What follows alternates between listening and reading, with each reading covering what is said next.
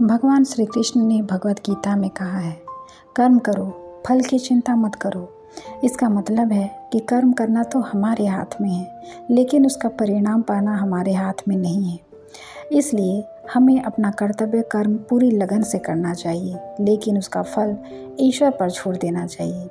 गीता में भी भगवान श्री कृष्ण ने अर्जुन को यही संदेश दिया है कि कर्म करना हमारा अधिकार है, लेकिन फल की चिंता छोड़ देना चाहिए। यह संदेश हमें सिखाता है कि हमें अपने कर्म के प्रति सजग, समर्पित और ईमानदार होना चाहिए, बिना किसी स्वार्थ या लालच के।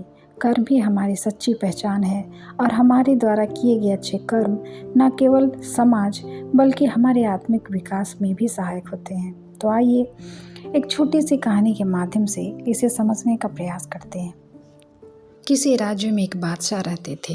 वे अक्सर अपने राज्य का भ्रमण करने वेश बदल कर जाया करते थे, ताकि उन्हें अपने राज्य की तथा अपने शासन की सच्चाई का पता चल सके कि उनके राज्य में सब खुश है या नहीं। इसी तरह एक बार वह अपने वजीर के साथ वेश बदलकर भ्रमण पर निकली। थोड़ी देर बाद बादशाह बाजार में पहुंचे। वे इधर उधर जांच रहे थे कि सब ठीक है या नहीं, कोई दुकानदार या खरीदार बेईमानी तो नहीं कर रहा है। वह देखते जा रहे थे। तभी उनकी नज़र एक लाश पर पड़ी। उन्होंने देखा कि भरे बाजार के बीच एक लाश पड़ी हुई थी, पर कोई भी उस लाश को उठाने को तैयार नहीं था। हर कोई उसे दूरी बनाकर जा रहा था। बादशाह को समझ नहीं आ रहा था कि यह क्या मामला है। तभी बादशाह उस लाश के पास जाकर आवाज़ लगाने लगे कि कोई तो आइए, मदद कीजिए, इस लाश को उसके घर पहुंचाइए। पर कोई मदद के लिए आगे नहीं आया। बादशाह यह सोचकर आश्चर्य में थे कि आखिर मेरे राज्य की जनता इस लाश के साथ इतनी बेरहम क्यों है। हर कोई उसे दूरी बनाकर निकल रहा है। चूंकि बादशाह ने भी वेश बदला हुआ था, इसीलिए शायद ही कोई पहचान पाता और कोई मदद करता। बहुत सोच समझकर और सोचने के बाद बादशाह ने अपने वजीर से कहा कि तुम यहीं रुको, मैं कुछ दुकानदारों से पता करके आता हूँ कि आखिर यह कौन है और कोई इसकी मदद क्यों नहीं कर रहा है। बादशाह के दुकानदारों के पास गए, पर किसी से कोई जवाब नहीं मिला। कुछ ने कहा कि बेकार आदमी था, आप भी दूर रहिए। कुछ ने कोई जवाब नहीं दिया। अंत में एक दुकानदार ने बादशाह को उसका पता बता दिया। बादशाह और वजीर उस लाश को लेकर उसके घर गए। उन्होंने दरवाज़ा खटखटाया। अंदर से उस व्यक्ति की पत्नी निकली, जिसकी मृत्यु हो चुकी थी। वो अपने पति की लाश को देखकर रोने लगी। बादशाह के मन में ढेर सारे सवाल थे। वे जानना चाहते थे कि आखिर यह व्यक्ति कौन था और बाजार में इसके साथ ऐसा बुरा व्यवहार क्यों हो रहा था। उन्होंने उसकी पत्नी से पूछा कि क्या यह इतने बेकार व्यक्ति थे कि कोई भी इसकी लाश उठाने के लिए तैयार नहीं था। पत्नी जोर जोर से रो रही थी। वह रोते हुए बोली कि नहीं, मेरे पति बहुत अच्छे और भले व्यक्ति थे। बादशाह आश्चर्य में पड़ गए। ये सोचने लगे कि बाजार में कुछ और दृश्य था और घर में कुछ और। बादशाह को समझ नहीं आ रहा था कि आखिर यह क्या मामला है। तब उन्होंने उसकी पत्नी से पूछा कि ऐसा क्या अच्छा काम किया था तुम्हारे पति ने जो इतनी तारीफ कर रही हो। तब उसने बताया कि मेरे पति शराब के ठेके पर जाते थे और बहुत सारी शराब लेकर आते थे, फिर घर आकर सारी शराब नाली में बहा देते थे।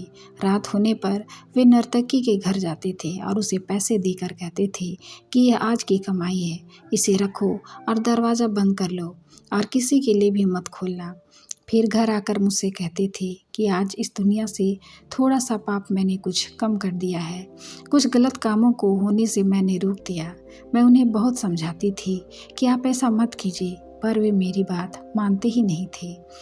तो मैं उन्हें कहती थी कि आपके इन कामों को देखकर कोई आपकी अर्थी को कंधा देने भी नहीं आएगा, कोई और आपके अच्छे कर्मों को नहीं देखता, सब तो आपको बुरा ही समझते हैं। तब फिर मुझसे कहते थे कि तुम देखना, जब मैं मरूंगा तो मेरी अर्थी को कंधा देने उस वक्त के बादशाह और एक भले व्यक्ति आएंगे। उस स्त्री की बात सुनकर बादशाह की आंखों में आंसू आ गए। बादशाह बोले कि मैं ही बादशाह हूँ और आप चिंता मत कीजिए, उनका अंतिम संस्कार शाही अंदाज में होगा। ऐसा कहकर बादशाह ने सचमुच उस व्यक्ति का अंतिम संस्कार शाही अंदाज में करवाया। दूसरों पर ध्यान देने से बेहतर है आप अपने आप पर और अपने कर्मों पर ध्यान दीजिए। आप खुद को एक बेहतर इंसान बनाइए ताकि आपका जीवन खुशियों और सुकून से भरा रहे। अच्छे कर्म कर, बाकी ईश्वर पर छोड़ दे। यह एक महत्वपूर्ण और गूढ़ विचार है जो हमें हमारे कर्मों के महत्व का बोध कराता है। इस वाक्य का सीधा सा अर्थ है कि हमें अपने कर्मों को पूरी ईमानदारी और निष्ठा के साथ करना चाहिए और उनके परिणाम के बारे में चिंता नहीं करना चाहिए। परिणाम को ईश्वर पर छोड़ देना चाहिए। यदि हम इस विचार को अपने जीवन में अपनाते हैं तो हम अनावश्यक चिंता और तनाव से मुक्त हो सकते हैं। हम अपना हर काम पूरी मेहनत और निष्ठा से करेंगे, लेकिन उसके परिणाम की चिंता छोड़ देंगे। इस प्रकार हमें अपने जीवन में सकारात्मकता और संतुलन मिलेगा। ये विचार हमें जीवन में सफलता की ओर ले जाता है, क्योंकि जब हम निस्वार्थ भाव से कार्य करते हैं तो उसका सकारात्मक प्रभाव हमारे जीवन पर भी पड़ता है।